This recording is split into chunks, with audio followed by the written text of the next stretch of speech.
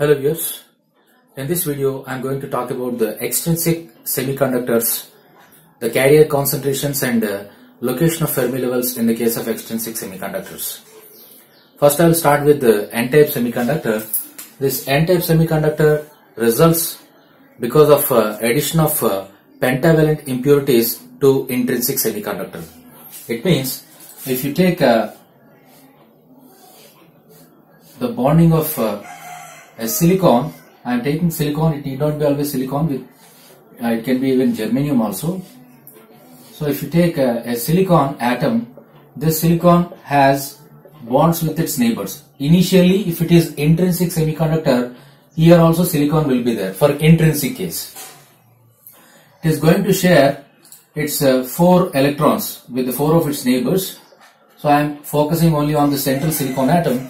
In intrinsic case, this is the bond diagram, and as you raise the temperature, of course this situation prevails only at absolute zero, and as you raise the temperature, some of the electrons may break their bonds and they leave their sites. So if it is free electron, obviously it causes a vacancy. This is a hole. If one bond breaks, you will get one electron and one hole, and if you have another bond, let's say this bond is broken, in that case you will have an electron and hole pairs generated, right? So always remember, holes exist near the silicon atoms and electrons are just free electrons, and we don't know the electron's address, whether it has come from a silicon atom or it has come from another impurity. But please keep in mind that holes always exist near the silicon or germanium. So holes lie with the pure intrinsic silicon or germanium atoms, right? Okay, if this is the situation at any non-zero temperature, you can clearly see how many bonds are broken, that many number of electron and hole pairs exist. And this is the story of intrinsic semiconductor. Now, instead of intrinsic, if I try to replace this silicon with, let us say, a pentavalent impurity, now I am going to add nitrogen. So if I add nitrogen here, what happens is, let me erase all these things. So let us suppose that we are talking at absolute zero. So all bonds are intact and no bonds are broken, and every electron is staying with the parent atom. So what happens here is, see, nitrogen is coming with 5 valence. So 5 electrons, 4 of them are shared with the silicon atoms, and fifth electron, extra electron, this is the 5th one, it is free. It is not taking part in any electrical bond. So this electron almost roams freely to the lattice. It roams inside the lattice. This is the story at absolute zero. So please pay attention. Even at absolute zero, you got one free electron, though there are no holes. I am talking about one atom. If there are, let us say, some ND number of atoms, donor atoms per unit volume.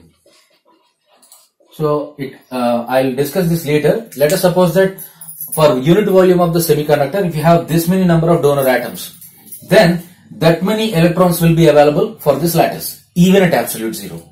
So normally in intrinsic case, at absolute zero, if you take, there are 0 electrons and 0 holes, and at any non-zero temperature, you have, if there are 10 electrons, 10 holes will be there, 50 electrons, 50 holes will be there, like that.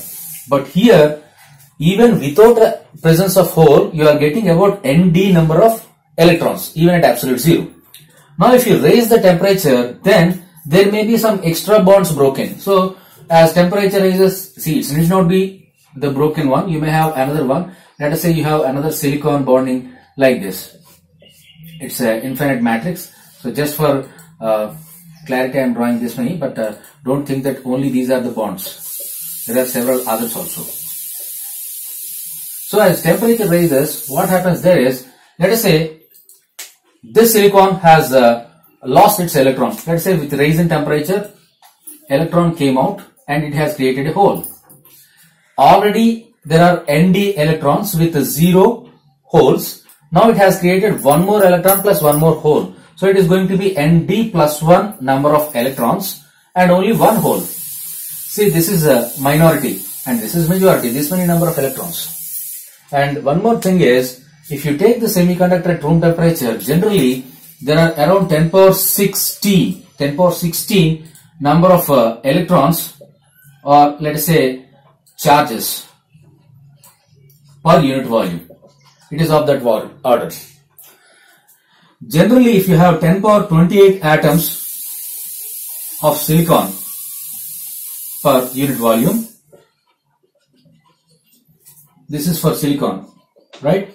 If there are this many atoms, only this many electrons and holes will be available, right? Why this is happening? Because not all the atoms are donating. Only with rise in temperature, some of the electrons are able to escape, leaving their holes, and hence they are causing this many. So, if you are having 10 power 8 atoms per unit volume of a silicon, there is a process called doping. So, doping is generally represented as a ratio.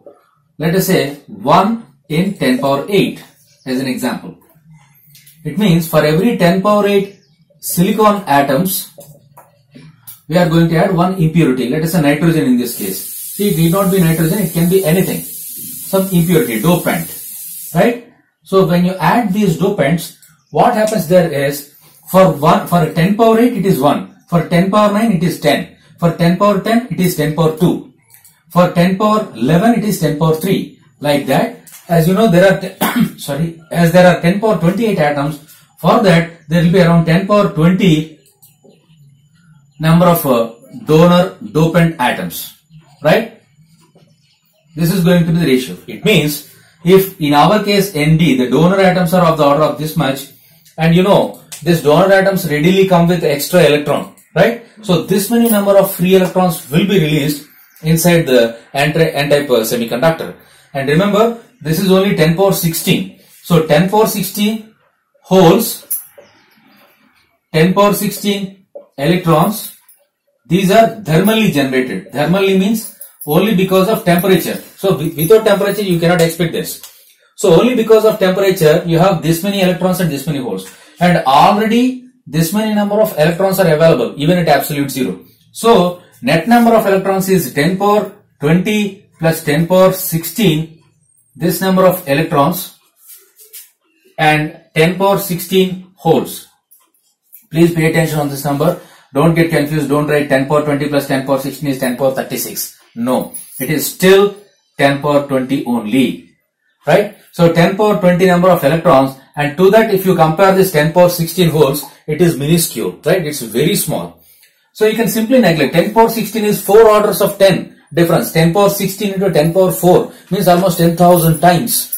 So if this is the number of holes, about 10,000 times larger electrons will be there. So no matter whether you add this or subtract from this, it's not going to make any sense. And hence, clearly you can conclude that as many number of dopant atoms you are doping, that many number of charges will be there. And they are the majority carriers. Please try to understand this. So when you raise the sample like this, these broken bonds are going to contribute 10 power 16, 10 power 16 order, whereas the readily available electrons, because of doping, they are in this order, right? So clearly you can conclude from this picture that whether it is p-type or n-type, anything, whatever is the number of dopant atoms per unit volume, that is going to be the majority carrier concentration. Please remember, I repeat, there are as many number of majority carriers per unit volume as there are the number of dopant atoms. This dopant can be pentavalent fifth group element or trivalent third group element, which results in n-type and p-type respectively, right? Please remember how much number of dopant atoms you are adding. Only that matters in deciding the majority carrier concentration. Please pause the video. I am going to raise.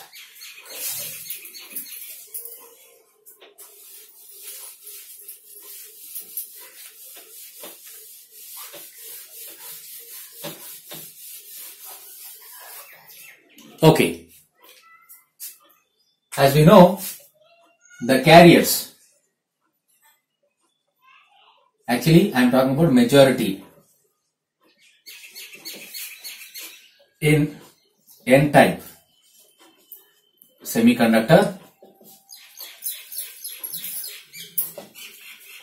will be, I will be calling this as n, just to denote the carriers per unit volume, is equivalent to approximately Nd, where Nd is the donor atom concentration, donor atom concentration in that semiconductor. It is also per unit volume. So if you have ND number of donor dopant atoms per unit volume, then the number of electrons available over there is simply equal to ND. This is evident from the previous picture. So when you raise the temperature, there may be thermally generated electrons and holes, but their number is at least 4 to 5 orders of 10 difference, and hence the number of carriers, majority carriers, is just ND. And recall from intrinsic case. This from intrinsic case we know. In intrinsic case we take N is equal to NC exponential of EF. I will be writing it as EFI, don't get confused, minus EC divided by KBT. So this was the case of intrinsic. Right? In intrinsic semiconductor you are going to have this relation. Now I want to compare this with that. See, my idea is when I dope a certain material, what is going to happen is only the Fermi level is going to change. So EFI is Fermi level in intrinsic case. The I subscript denotes the intrinsic, and EF, let us say I call this as N.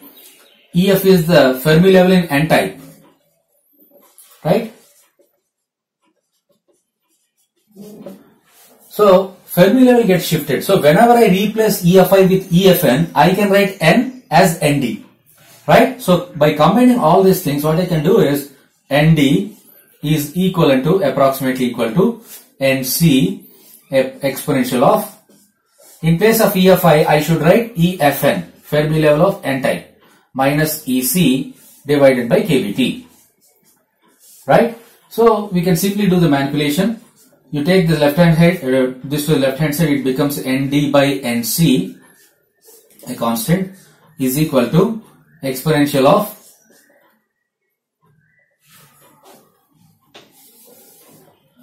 I'll write it here, exponential of EF N type minus EC divided by KBT. Take natural logarithm on both sides, ln. Here also take ln. We know the fact logarithm and exponent gets cancelled, right? So these two will cancel, and ultimately we are left with only one simple term, exponential of, no exponent, sorry, only this bracket term of this exponent, which is EFN type minus EC divided by KBT. I don't have space, I'll just try to simplify it here. Let me write it here. So the next step is going to be, I'll pull this KBT to the left hand side, just I'll multiply here, ln of this into KBT, and EC also comes to the left hand side. So therefore, EF N type, the Fermi level in N type, is equal to EC plus KBT ln of ND over NC. So this is the Fermi level in N-type semiconductor. You can clearly understand that at temperature T equal to 0 Kelvin, this term will be absent. EFN will be coinciding with EC. It means the Fermi level of this will be close to the EC, just below that. Now, as you raise the temperature, what happens is this KBT term, if you take KB into log term as a constant, with increase in T, this term is going to raise. Of course, you cannot say always that. Why? Because this is a logarithmic term. So you have to take the special case. When ND, the donor concentration, when ND is less than NC, in that case what happens is this term, the second term, so it implies ln of ND over NC is less than 0. Please remember, log of 1 is 0, log of something less than 1 is going to be negative. So this term is going to be negative because ND by NC, if you take ND by NC is going to be less than 1. So log of less than 1 is something negative. So this whole term will be negative. So as T increases, this becomes a negative sign. So T0 is okay, but T is, let's say, 300 Kelvin. At that temperature, the coefficient of 300 is going to be negative, and hence the Fermi level is going to be EC minus something. It means if you look at the energy band diagram, you can easily understand this is position R, this is energy E, and if you take this as EC, the location of conduction band, and if this is EV, generally in intrinsic case your Fermi level lies exactly in the middle, but in this case at absolute zero you can assume that EC is almost the Fermi level location, EFN is almost equal to EC, and as you raise the temperature it is something EC minus some constant, EC minus something, means your Fermi level is going to locate somewhere here. This is EFN at room temperature. This is the case where this ND is less than NC, or in other words it is lightly doped. When ND is smaller, means the number of dopant atoms are smaller, means the number of atoms per unit volume are doped very less. So if you increase this ND, there is another case where ND is greater than NC. Here what happens is your ln of this term ND over NC becomes greater than 1, greater than 0, positive, because log of something greater than 1 is positive. So this term is positive. Now in that case what happens is your Fermi level with heavily doping, it is plus something into T. So as the T increases up to room temperature, this term is going to be added. So EC plus something. EC plus something means with raise in temperature, the Fermi level is going to be something like this. So this is the variation of Fermi level with temperature actually. If you take this as temperature axis, with T raising, you are going to have the Fermi level encroaching into the conduction band. And if the Fermi level encroaches the conduction band, we call them as degenerate semiconductors. Of course, we don't have degenerate semiconductors in our syllabus. Just for information I am saying. And these degenerate semiconductors are used in the construction of tunnel diode or Esaki diode. Which you will study in semiconductor physics special diodes of EDC, electronic devices and circuits, next semester. Right. So I am going to erase this portion. Please pause the video.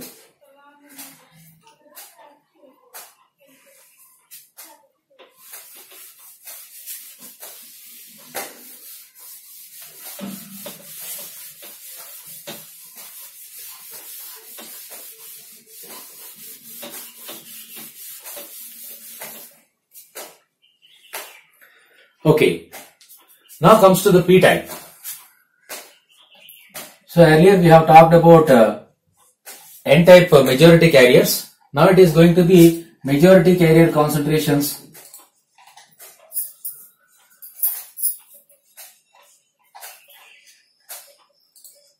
with p-type.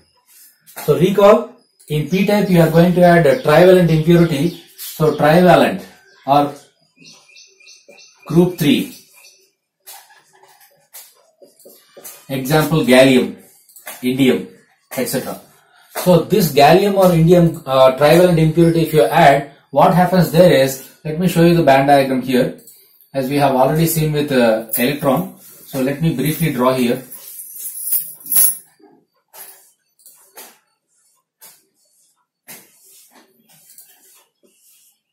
So these all are silicon atoms at absolute zero. If it is silicon, all bonds are intact. But if you are adding a gallium, gallium comes with only 3 valence electrons in the outermost shell.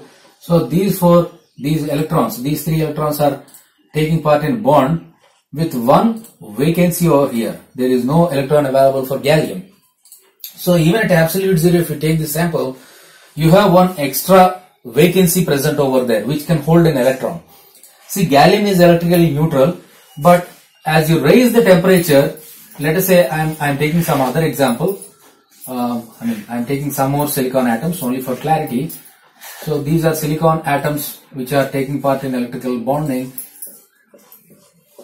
Alright, this is of this sort. All these are having electrons bonded there. So some more are there, I am not going to plot.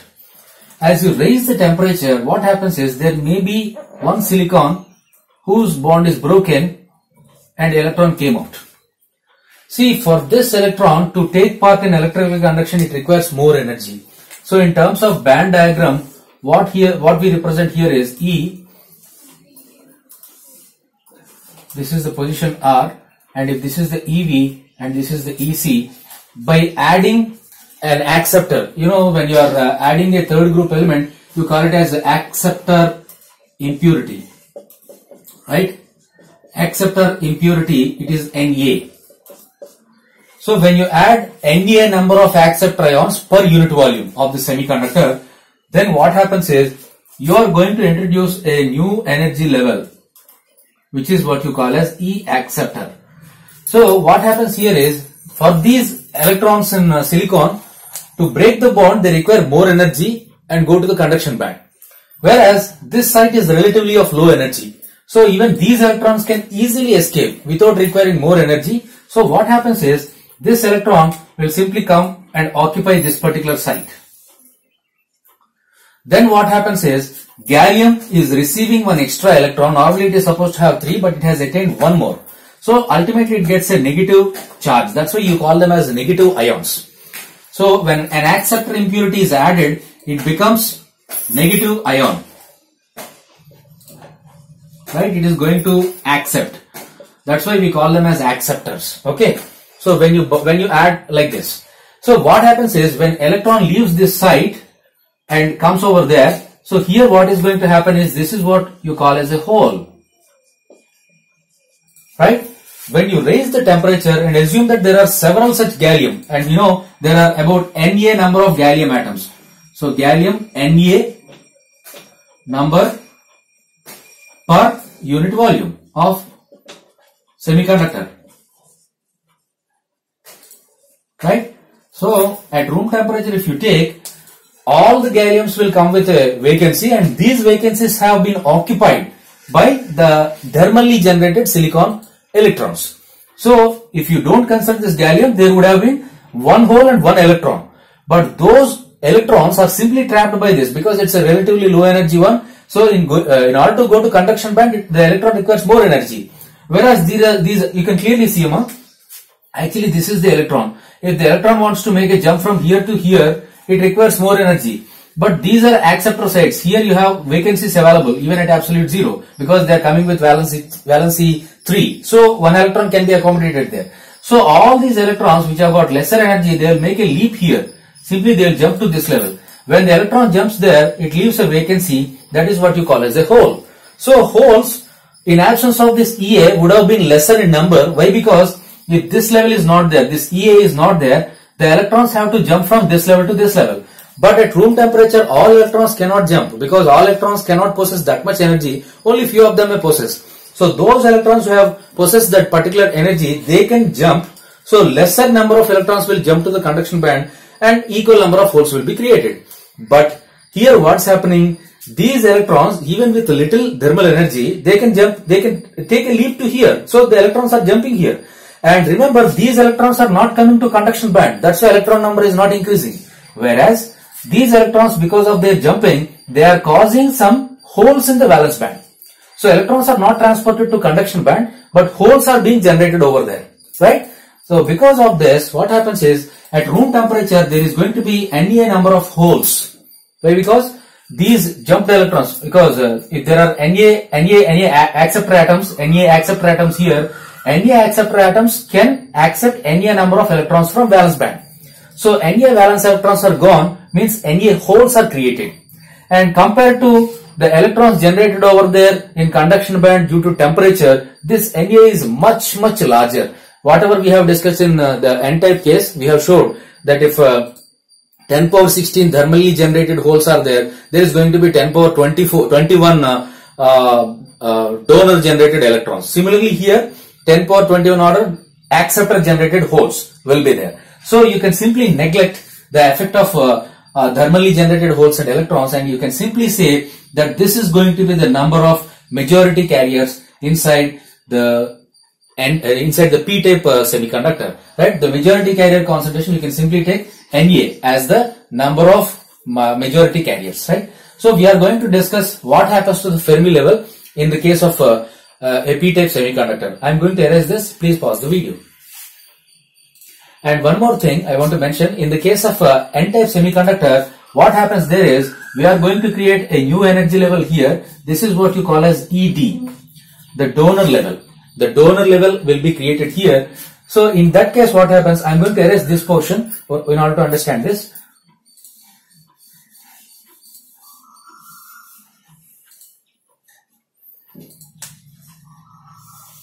So what is going to happen here is, in the case of N-type, you have a donor level here. See, normally if you consider the state of this, it is coming with an extra electron, right? It is ready to lose that electron, and you know it is very close to conduction band. So without having much thermal energy, see here it is of the order of 1 electron volt. It is bigger. Whereas if you consider this is relatively smaller, and hence even with a little rise in temperature, these electrons can jump to conduction band. And remember, there are no holes created, and here we don't call it as a hole. If silicon has a vacancy here, you call that as a hole. So even with a little rise in temperature, almost all the electrons have appeared here without causing any holes, right? So there is going to be Nd number of electrons in the conduction band, and as you raise the temperature to room temperature, there may be some holes, and these hole numbers will be of the order of 10 power 16, whereas this Nd is going to be of the order of 10 power 20 or 21. So compare 10 power 16 holes with 10 power 21 electrons. Definitely it's a very big number, 10 power 21. So simply we can neglect this, right? That is the story of N-type semiconductor. Only as a part of the graph I have tried to explain this. This is not a part of the derivation. It is only the P-type semiconductor. I am going to erase. Please pause the video. The number of acceptor atoms per unit volume of semiconductor, if you call this as Na, acceptors, then as you raise the temperature to room temperature, only this many number of holes are going to exist. Let us consider the intrinsic hole concentration, right? So our aim in this article is the location of Fermi level in P-type. Location or expression for Fermi level, right? That is the reason for doing this exercise. So in intrinsic case, the hole concentration, we know that it is P is equal to NV exponential of EV minus EF divided by kBT. Right? Now we know that only the effect is the change in Fermi level. EFI I am denoting, E of I refers to intrinsic Fermi level, and I am going to call the new Fermi level EFP. It is the Fermi level inside P-type. And as we know, EFI is intrinsic Fermi level. So when you dope this sample, intrinsic semiconductor, with P-type impurity, it is going to shift the Fermi level. That's what we are going to do. And this EFP is obtained when P is approximately equal to Na. When acceptor atom number is equivalent to the intrinsic carrier concentration, that's what you call as EFP case, right? Okay, so when you substitute this implies as P equal to Na, therefore Na is going to be approximately equal to NV exponential of EV minus, in place of EFI, I will be writing EFP, which is the Fermi level in P-type semiconductor, divided by kBT. Right? So when you do the same manipulation, take this to the left hand side. So it is Na divided by NV is equal to exponential of this term, which is EV minus EFP divided by kBT. Derivation is simple. Take natural logarithm on both sides.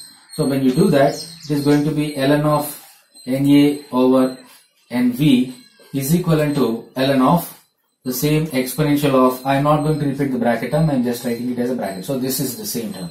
And logarithm and exponential gets cancelled, and what are we left with here is ln of Na over Nv getting equal to exponent term gone, you are left with the bracket EV minus EF P-type divided by kBt.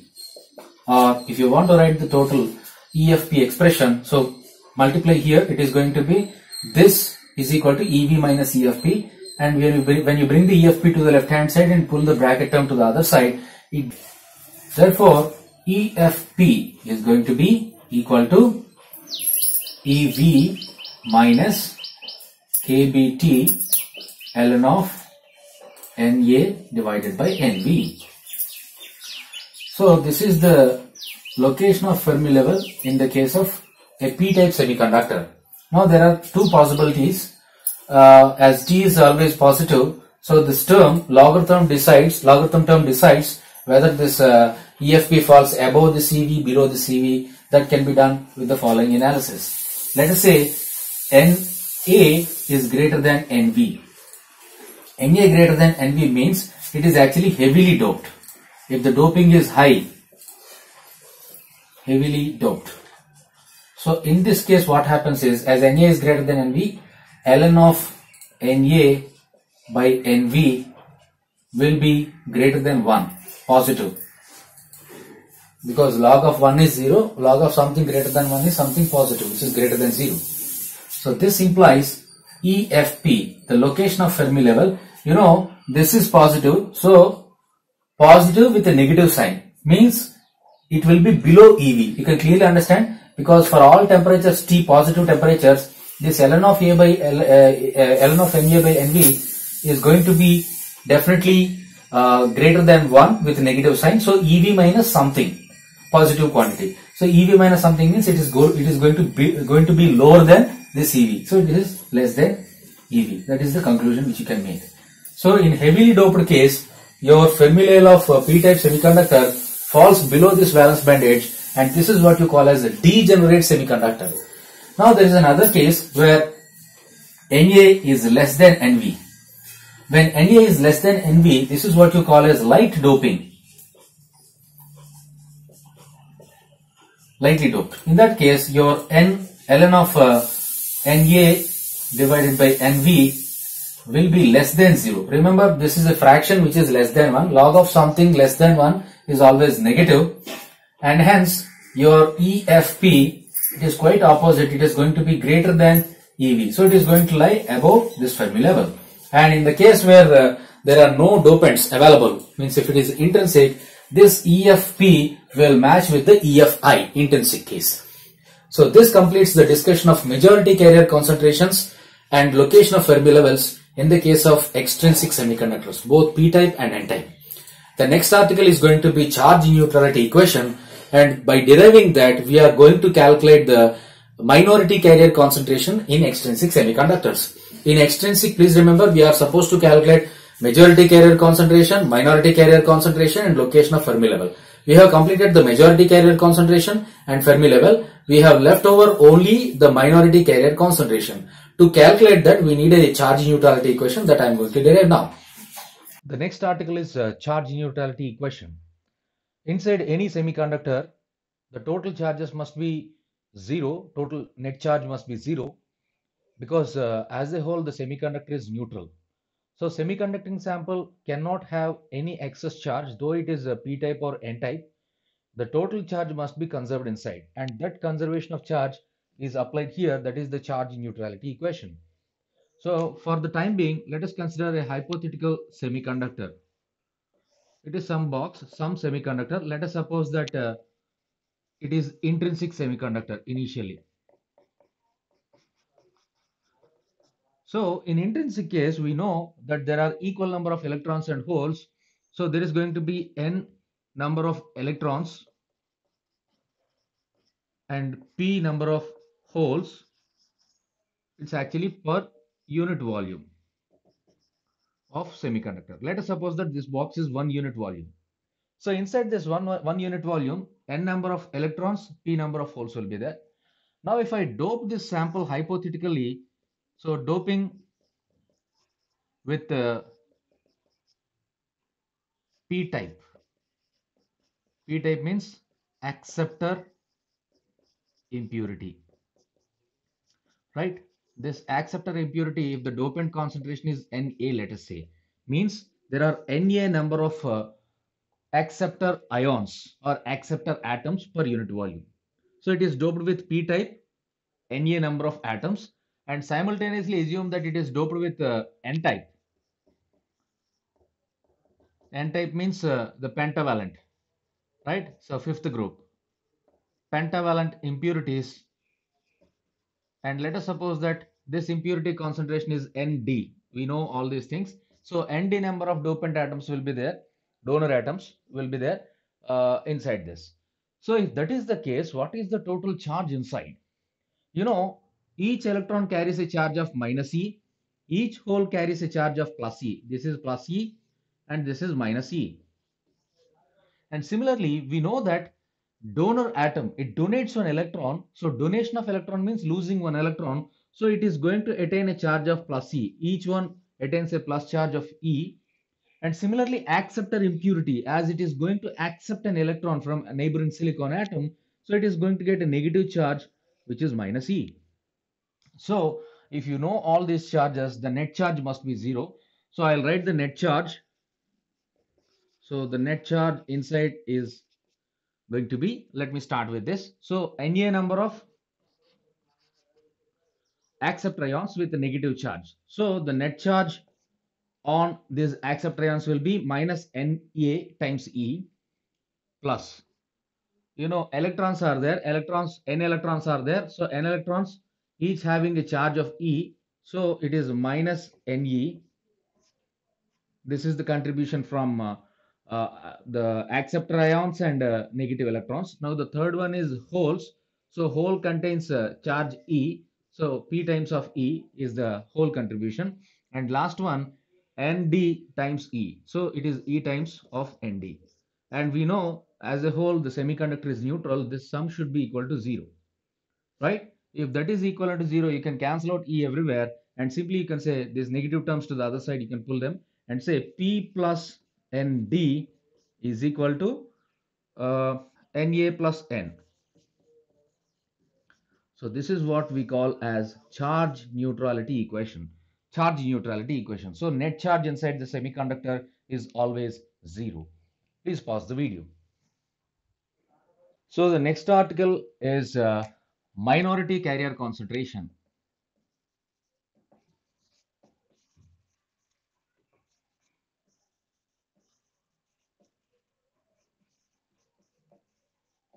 Minority carrier concentration means if you are talking about p type, so in p type the minority are electrons, and similarly if you want to do the n type, in n type the minority is going to be holes, right? So if you want to calculate this number, we have to use the recently derived the charge neutrality equation. So let us use the charge neutrality equation, and just now we have derived it, which is P plus Nd is equal to N plus Na. This is the charge neutrality equation. And please recall, in P type, you know, it is only dopant of Na. Nd will be absent because there are no donors, only trivalent impurity is added. So for P type, Nd is equal to 0. There won't be any pentavalent ions. Only trivalent impurities will be added in P type. There is no N type, right? So if you put that, so the equation takes the form P is equal to N plus Na. But remember, already we have discussed this, that the doping is very high. Generally, 1 in 10 power 8 doping means for every silicon atom, every 10 power 8 silicon atoms, right, there will be one impurity atom. Impurity means in this case, it can be trivalent impurity, right? So usually if you take a 1 centimeter cube size sample, you are going to have around 10 power 26 to 10 power 28 order of silicon atoms, right? So in that sample, this many atoms will be there, and according to this ratio, there is going to be approximately 10 power 18 to 10 power 20 donor, acceptor atoms will be there, right? It means your Na is going to be of this order. And you know very well that this P and N in case of intrinsic is going to be of the order of the P or N is of the order of 10 power 16 only for intrinsic case, right? And hence you can simply conclude that this N is much smaller than this Na, right? So what we can do is N is going to be very small compared to Na, and hence we can directly write this as P is approximately equal to Na, and this is valid only in extrinsic semiconductor, extrinsic P type, right? So P type, P is the majority, N is the minority, and the minority number is going to be of the order of 10 power 16. That's why we have neglected this compared to Na. You know, Na is already 10 power 20 order, right? As we know P equal to Na, I'll do this later. So as P is equal to Na, let me substitute back here in the expression for law of mass action. So what is law of mass action? Please recall, we have derived this, which simply says the product of P and N is equal to Ni square in any given case, right? This is the law of mass action. As we know, P is approximately equal to Na, so Na into N is approximately equal to Ni square, or our N, the minority carrier concentration.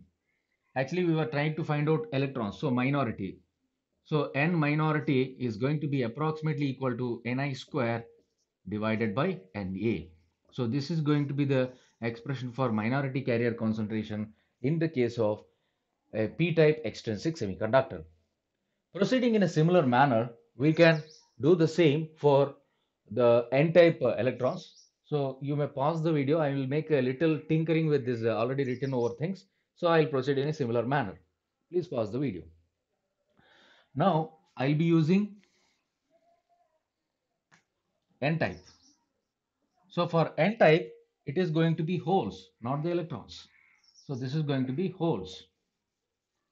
And as usual, equation holds. This is the charge neutrality equation.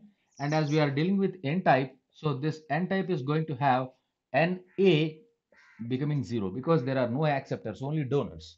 So what we can do is we can write this equation, we can rewrite this as P plus Nd is going to be N. There is no Na. And as same logic is applicable, whether it is trivalent impurity or pentavalent impurity, will be just doing the doping of this order, right? So in that case, here we are going to call this as donor atoms. Apart from this, remaining things are same. So what we are here we can conclude is, see this N, which is the majority carriers, as we are talking about the N type, P is the minority. Minority is of the order of 10 power 16, and this Nd is of the order of 10 power 20 or 21. At least 4 orders of difference will be there. And hence this can be neglected. So what we can conclude here is this P is much less than the donor atoms Nd. And hence, finally, you can drop it. Hence, you can say N is approximately equal to Nd. So this N is going to be approximately equal to Nd. This is what we can conclude in the case of N-type semiconductor. And once again, by using the law of mass action, I can substitute in place of N. Actually, this is P. Now I'll substitute in case of N. So as I know, N is nothing but Nd. P into Nd is approximately equal to Ni square. So I'll write the P, which is minority. So minority hole concentration in N-type semiconductor is going to be the same Ni square divided by Nd. These two expressions are similar, right? So with this, we complete the extrinsic carrier concentrations. Thank you.